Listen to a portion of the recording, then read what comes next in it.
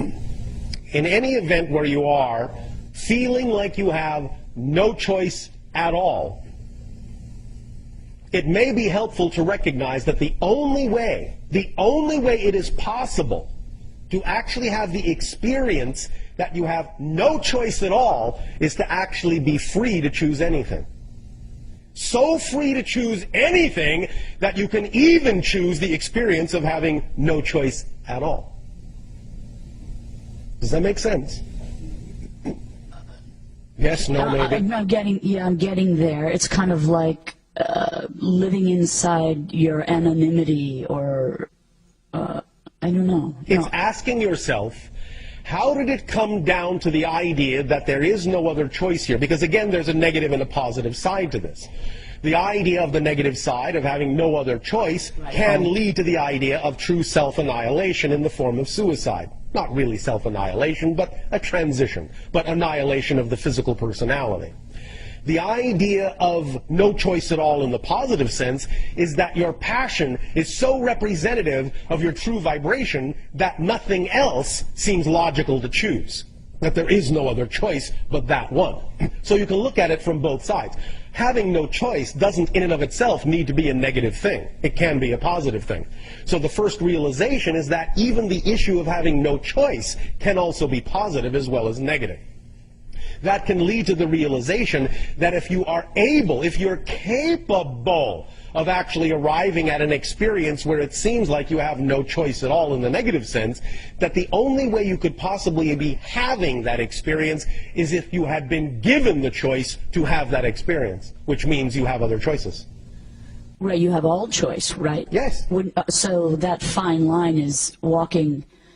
It seems to me it's the same line, the line of no choice and all choice. You're as close. Let me put it another way. Let me put it in terms that might be considered somewhat scientific on your planet, using the vernacular, using the example that is referred to as entropy.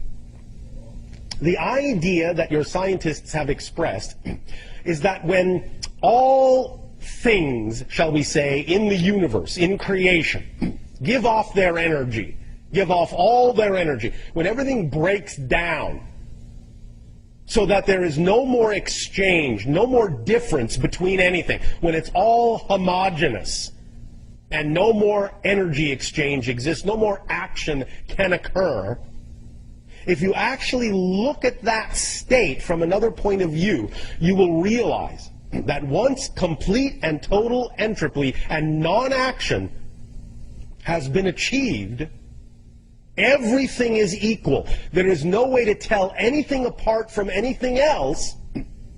Then in that state of being, anything goes.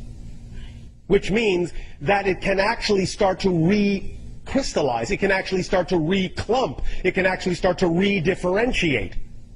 So from absolute entropy can actually come the seed of a new creation, the seed of a new Big Bang, so to speak.